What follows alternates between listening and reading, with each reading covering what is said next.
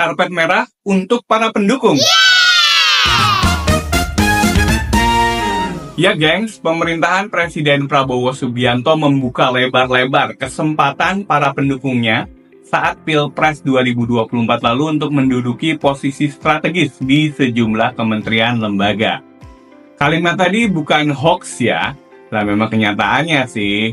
Tapi memang sih nggak hanya pendukungnya ya kan. Musuh pun diajak masuk ke kabinet. Contohnya ya si Caimin ya. Terus ada PKS, terus ada Nasdem yang gabung koalisi.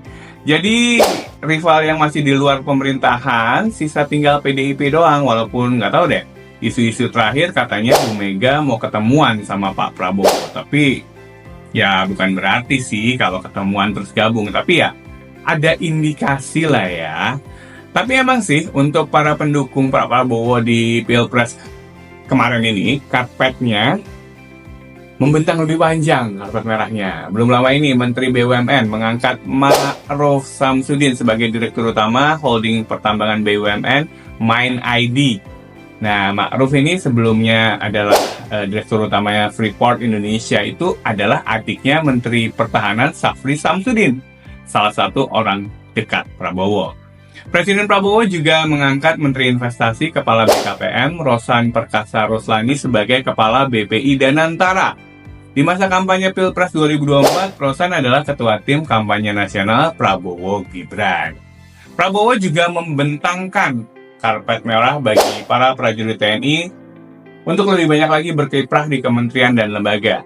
Tidak hanya itu, para pembantunya ya, memberi ruang bagi kolega politik dan pendukung pemerintah untuk masuk ke jabatan birokrasi. Baru nih, Menteri Kehutanan Raja Juli Antoni yang juga politikus PSI menunjuk sejumlah kader PSI untuk masuk ke program anyar di kementerian tersebut, yakni Forestry Other Land Use atau VOLU Netsing 2030.